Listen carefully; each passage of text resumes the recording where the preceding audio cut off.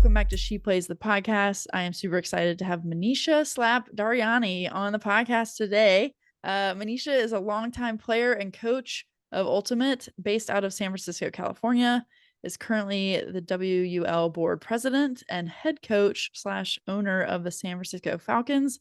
Slap is what I'll call you. Welcome to the podcast. Thank you. I really appreciate you inviting me, Ashley. And it's been really fun to listen to your other podcasts as you are featuring our league. And we're really just like humbled and appreciative that you are expressing so much interest in our really budding organization. And I'm excited to talk about it.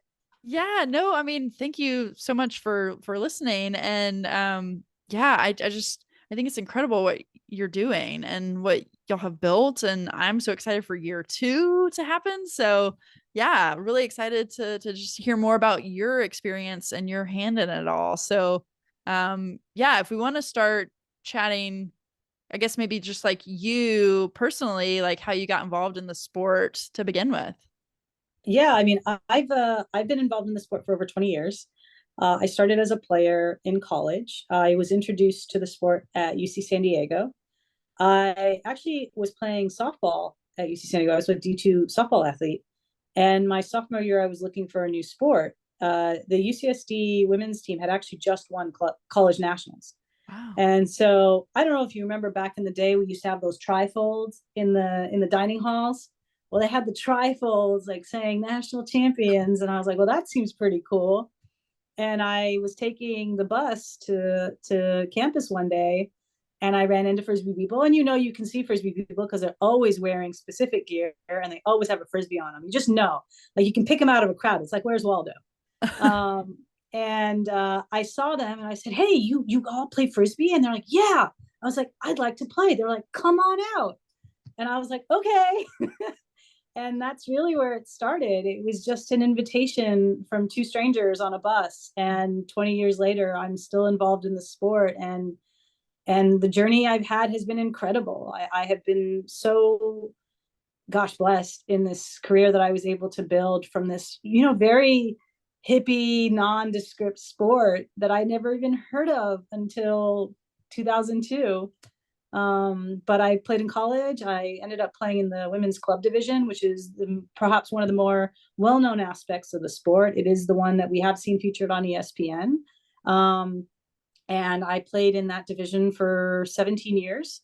And then I retired in 2019 to coach full time. And I have been really spending the last, decade giving back to the sport through coaching and through community work. I've worked on building youth organizations here in the Bay Area. And of course, as you know, I've had quite a bit of hands in the WL as well. So it's been an incredible journey. And I don't think I would have been able to do any of that if I didn't meet those two friends, and who are still friends, by the way, to this day, on the bus. Love that. Isn't it amazing what one moment can do? Yeah, I mean, it really is cool. And it's funny, I'm seeing that friend over this week. I'm going to be coaching at Club Nationals. And we talk about this of like, what a moment that was that, resulted in this incredible 20-year friendship. And that's the beautiful thing about sports, isn't it? Like in addition to just the ability to be physical, to be able to work out just emotions and things, it's an incredible source of community. And I know that that's what a lot of people talk about when they talk about this sport, is that notion of community. And again, it's been an incredible journey, and thankfully it's still going. Yeah. Well, and where did the nickname Slap come from? So as it were, I was a softball player at UCSD my freshman year, and I was a slapper. And if you know the game of softball, you would know that that's a left-handed batter who typically chokes up on the bat. And the idea is I'm not a particularly large person.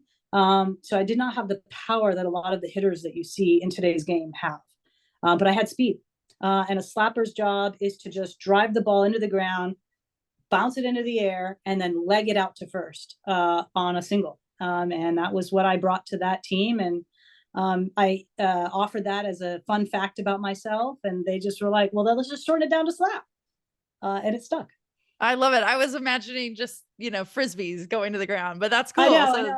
From your softball days. I was like, it's actually a softball term. And it's funny, there's a couple of slappers in baseball too. Ichiro is a really good example, But you really have to get like the real like fans of the sport to understand, oh yeah, slapper. Okay, yeah, I've totally heard of a slapper. Most people That's are like, what are you talking about?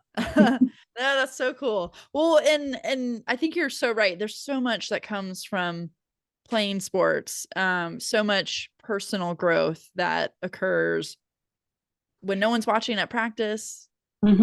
when no one's watching not at practice. And then yeah, like in a team environment for sure. What when you look back on your playing days, college or club, what are the things that really stand out to you from the playing perspective? And this is sort of funny to now be in this space of professional sports. I mean, we were 6 to a hotel room, Mm. you were sleeping on the ground, you were taking car rides at like 3 in the morning. I don't know how we survived, to be honest. I mean, I have a distinct memory of our car breaking down on Highway 8 on the way to Arizona. Wow. And those memories, but they also were so formative, right? Like it was part of the experience of the sport was to do this with folks and really, not slum it, but we didn't have any money. Yeah. So we had to figure out ways to get from point A to point B. And I mean, the number of times I think we've snuck into hotel rooms asking for 8 towels, please and thank you, is the things that you really do remember. And it's so interesting to now really start to push on the question of, as we start to professionalize this sport, how do we meet, how do we exceed Mm. those where we started, Yeah. in those days of where we started. And as you can imagine, anytime you're starting any big endeavor, professional, otherwise, you are in many ways really starting at the bottom, Mm. and moving your way up. Yeah. And that's going to be the biggest challenge and point of focus, I think, for the WL as we continue to professionalize and grow and have the capacity to ideally pay our players more. But right now, I mean, you hear it with the NWSL, you hear it with WNBA. I mean, those players will tell you they have taken overnight road trips. They Mm. have gone coach. They have, stayed a couple to a room. The big thing with the new recent contract for the WNBA was to give players their own rooms. Yeah. Isn't that amazing? Like that took 26 years, by the way. If you Right. really think about it, the WNBA started 1996.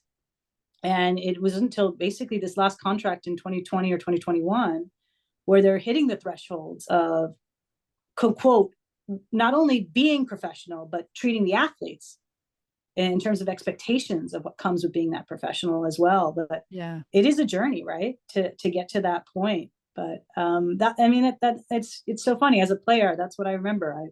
Even this weekend, I'm coaching a club team, and they're talking about air mattresses and who's sleeping on the air mattress. Yeah. At nationals, right? At nationals, Yeah. right? Yeah. No, but that's like it's one of those like double-edged swords, right? Like the burden of being a trailblazer is hard and difficult, but there's also such beauty and like, yeah, we're making it happen. Like we've Of the moved the process. needle. Yeah. Yeah. Yeah. And it's just a cool thing to know you're a part of. That's amazing. And yeah, like those are the funny like bonding stories that y'all can all laugh about. Hopefully later, like now is the time in women's sports, hopefully moving sponsorship, way more investment in these leagues, that hopefully, yeah, you can look back, I'm hoping in 5 years and be like, well, that was crazy, remember that? So I mean, that's the thing. These accelerate, right? You look at, just in the last year, the investment that's come in, Athletes Unlimited, mhm, huge, huge. huge investment. Even earlier this year, WNBA announced 100 million in new investment. Yeah. Um, you look at a team like Angel City on its own, Right. raised more money than the NWSL had ever raised, which is wild. But that's the thing; it does accelerate. In some ways, you just kind of have to get the ball moving, and then once it starts moving, it does move fast. You're Yeah. right. Yeah. But in the end, also like it's taken the WNBA 26 years, NWSL is in. They started in It's 10 2012. years. Yeah. Yeah, so they're 10 years in. But it's also, you look at the progress that's been making more recently, and you say, hey, Right. this is a really, really good sign that the needle's not only moving, it's moving faster. Yeah. Yeah. Everyone jump on the train, right? And Exactly. well, and then as a, just as we're speaking sponsorship, you're at the league level as well as a team level. How does that look? Is it a lot of team in the community, kind of like the admin of the teams trying to find local sponsorships, and then at a league level, how does that kind of been working, or are there ways for folks to get involved at both levels that are listening? Definitely, and I'm happy to plug all of this. But yeah, I mean, in some ways, there's um, obviously we are part of a larger community that, in the most part, has been very supportive in wanting us to succeed, and certainly there are people there who are providing their financial dollars to that endeavor. But as you can imagine, the sport can't just succeed from the community within; Right. it needs to reach communities outside. I'm incredibly proud of the board. Last year, I mean, they put in hours and hours of work reaching out to organizations that they felt were similarly aligned to ours about our product. And in fairness, not all of it panned out because that's the nature of locating sponsorships. I mean, but even getting people to open our email and engaging, hey, thanks, but no thanks. I mean, that process is arduous. Mm. And I don't think people realize just how much time, energy, and rejection Mm. that process looks like, both on the league level and on a team level. And the persistence that's needed to continue to push and really kind of have the stars align, whether on a league level or on a local level, with a sponsor or an angel investor. That's a process. We are doing what we can to consolidate our resources, Mm. to make sure that connections that, so say I have a connection out of LA, I'm telling LA about it. Likewise, Arizona's talking to Utah, Seattle's talking to Portland. It does require almost a village like attempt to convince people what we know to be inherently true, that women's sports are worth investing Yeah. in. But the realities of our society right now is that takes results. And that's one of the things we talk about at the board level all the time. We hear about startups, especially here in the Bay. You have a startup on potential. When it Right. comes to women's sports, they want to invest in results. And yet you tell them, well, that's putting the cart before the horse, friend. I Yeah. can't get you the results until we get the investment. And honestly, peeling back that narrative has been the biggest push that we've been trying to make this year. Is if you want results, invest in us. Mm. We pulled off an incredible season with very little resources this past year, and people ironically thought that we pulled it off because we had resources. And it Wow. was such an interesting feedback loop that we got. Well, you don't need our help. You did a great job. You don't need our help. What? And we were like, wait a second, no, point of correction.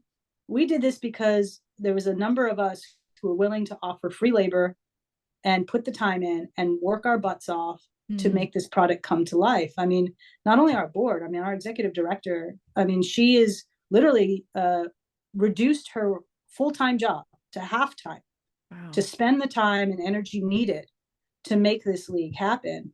And I really want people to understand that that didn't come out of any nowhere. That didn't come out of because some angel investor came and dropped us 100 grand. That did not happen. We need it to happen. Let's be Yeah. clear. And not only do we need it to happen, we're going to tell you, if we could do this with no money, imagine what we could do with money. Yeah. That's what I want people to really take away, is that we have the capacity, because we're building the right foundation, to continue to build this product, this business, into something that will be profitable. Yeah. But we do need those investors, and local and league. And I will tell you, every one of the teams in our league is having this conversation. How do you find them? How do you bring them in? And how do you convince them of what you know to be true? We are a worthwhile investment. Yeah. That's amazing. Well, and I mean, just like, I don't know. I get so excited thinking about, like, oh my gosh, one day I can't wait for She Plays to be able to turn around and sponsor a league or a team. And I just think of all these people who probably are such big sports fans, and they could probably, never sponsor an NBA league, although some might, but like look at the amazing product that's right in front of you that like you can get on the ground floor of helping a league get really going. And yeah, maybe they just need to hear about it. I don't know, but gosh, I hope that so many conversations come your way that are like, yes, we can't wait to be a part of this because look at what you're doing and look at who you have here. And let's be clear, like the domino effect is that it will get to our larger leagues, you know, Yeah. like here in San Francisco, there is a women's professional soccer team that's looking to form next year. Yes. As you can imagine, you know, I'm already talking to them because my interests are their interests. Yeah. My success is their success and vice versa, right? Because any venture into this aura of sports, especially through the lens of women, requires us really to kind of hold hands as we walk through that fire. Yeah. And you know, the goal is that if we're successful, if that women's soccer team is successful, what's to stop a women's WNBA team from coming, right? Yeah. Oh my Yeah. gosh, look at that! There's a market for this. There's Build the two women's sports ecosystem. there, Yeah. right? And that's what I really want people to hear is if you are looking for again what you feel are the established sports to come to your neighborhood, you actually have to invest in the little ones first. Yeah. Because they'll set you're right, the ecosystem. They'll set it up for you. They'll find you the fans. They'll find you the advertising. They'll find you the sponsors who then want to move from one to the next. And you bring that along. And that, what is that phrase? The rising tide lifts all Lifts all boats. ships. Yeah. Or boats. Yeah. Yeah. Yeah. It's true. And that's the big thing. My big pitch is, listen, you want a WNBA team? Invest in me. Yeah. Yeah. WNBA team.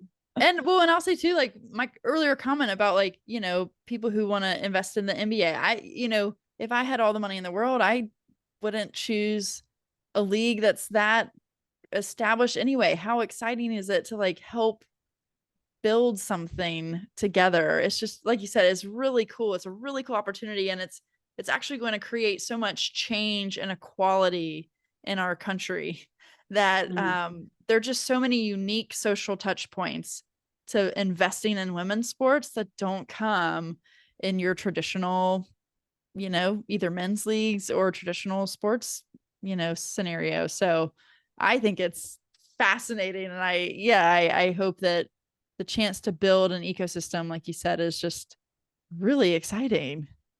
Yeah, I mean, it is truly like all I think about is not only will we have like the long-term effects of what we do to our sport, but to your point, what this does to the notion of women in sports in general.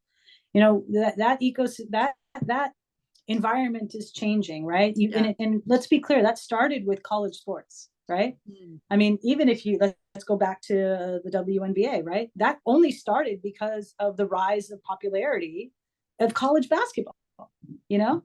And those players are looking for somewhere. You know, Athletes Unlimited is the rise of college softball, and more and more interest in that. And even the NWSL, like that was the '99 World Cup. All right, those players were all college players who joined on a national team and played in the Olympics and had that incredible win at the Rose Bowl. And that's where this starts, right? And it's funny because not funny, but it's interesting. You know, the sport of ultimate frisbee largely is played in the college division. Yeah. And I don't think it was lost on the organizing body that handles that college division, that ESPN mattered.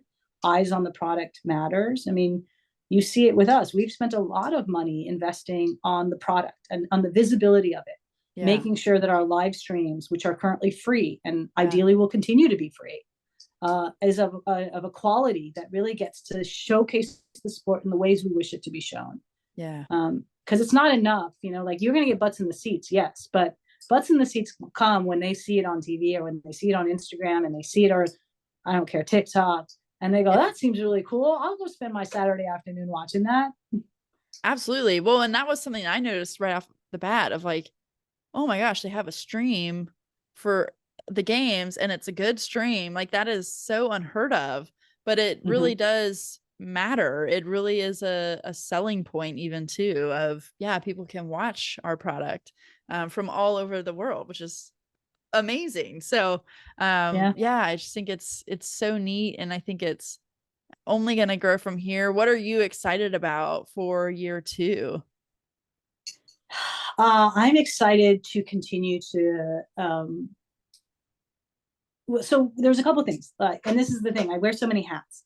Right before this call, I was doing a rules call with the WL, and we were talking about the rule set. I mean, every game, the rule set matters. It's the difference between something that's entertaining, something that's frustrating, something that people cheat with. And we sit and we talk constantly about how you tweak the rules to make the game both, one, you don't cheat in, but two, really fun to watch. And I really love those conversations because it forces us to think about how the game has to be played, right? I mean, you see it happen, and I'm going to use now the NFL as an example. The NFL tweaks its rule sets every year. The NBA tweaks its rule sets, and they're constantly moving because they're seeing the game evolve, and because they recognize that the evolution of the rule sets makes the game fun to watch. And so that's a really, really fun thing. And that's just sort of an internal thing for me, because I'm a super nerdy rules geek. Oh, I love it. I love it. But the bigger things I'm excited about is I want to continue to provide free streams of our games. I want to get another couple highlights on ESPN. I mean, like it or not, that is some of the biggest sets of eyes on the sport. And we were really, thrilled that at the launch of our season, we made SportsCenter twice. Yeah. Like it was badass. Yeah, it was. Yeah. And I want more chances to be able to get eyes on us. I want our media to and our marketing to continue to push the envelope on who we reach, when we reach, how often we reach people, because as you know, content is what matters, right? That's what gets the eyes. That's what hopefully also gets the dollars. Yeah. I'm excited to continue to watch these teams, make inroads into their communities, both again within the Frisbee community and outside. Because I'll tell you, I've sat in on a lot of these meetings when you're sitting with sponsors, you're sitting with investors, and just getting to sit and talk about what makes you passionate is a really fun time. Like, this is fun. Yeah. Talking to you about what's passionate to me is really fun. Yeah. When you can see people light up, right? And people are drawn to passionate people. So when you get the attention for even a minute, I mean, just sitting here, like I said, I am just like, yes, like, let's go. If I could sign today, I would. Like, come on. It's amazing. It's amazing. And I feel like a lot of people don't realize where the state of a lot of these leagues are, that it is still, it's passionate people making a way for themselves because it's not going to be handed to them. And so who wouldn't want to be a part of something like that? It's exciting. Yeah, I mean, it's work, but again, to your point, like you're thinking about the dividends, the payoff at the end, and you say, all right, the work is worth it, but it's work. Let's be clear. Yeah, absolutely. Oh, absolutely. I can't imagine even. Yeah. Sorry. No, sorry. Go ahead.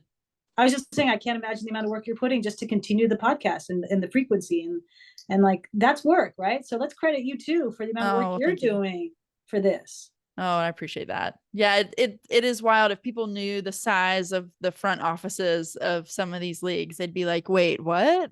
Yeah. Four people did all that? And yeah, it's wild. Wild. Yeah. Well, and what are you excited as far as your team, the Falcons? What are you excited about for the Falcons this year? Well, we just announced our tryout dates. We'll be hosting tryouts in November, the 13th and 19th. Perfect. I'm excited. To me, tryouts has been such a really wonderful opportunity to reconnect with the community. We have an incredible pool of talented players here in the Bay Area, like really incredible. And we have a club division where a lot of these players are siphoned off into the smaller sort of groups, and there's not a lot of chances to overlap.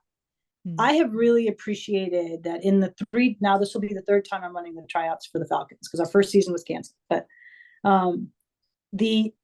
how awesome it was to watch athletes be like, oh my God, hey, how you doing? We're all connected by this sport. And for 6 months, a lot of us haven't seen each other, even though we're all playing. We just haven't seen each other. And I really like that. I love that part of this, of just folks being able to be like, oh my God, it's really fun to play with. We don't get to do this. It's especially true for the mixed players, like the mixed players don't get a lot of opportunities to play single gender. And I know that they love it. Just as I know that the single gender players who play in the club division are excited to play with those mixed players, because it's an opportunity that's different from what they're used to and what they've been doing for the last, X amount of years. And I really like that. I like that, I think, more than anything. Tryouts are always hard, as you can imagine. You're picking players not only necessarily for their skills, but you're building, because you're trying to build a roster. And that's always a challenging puzzle piece of how do you put that together. And I also know how much, especially in any sport, people take tryouts as really a reflection of themselves as individuals. That's the nature of sports, right? No one wants rejection. No one wants to feel like their best wasn't good enough, And I think that there is a lot to navigate when you run tryouts in any space that's sort of similar, of really, reminding people that your presence itself raises the level of everyone. You're giving your best effort raises the level for everyone. Because I want folks who leave those tryouts to still feel empowered, even if they don't make the roster.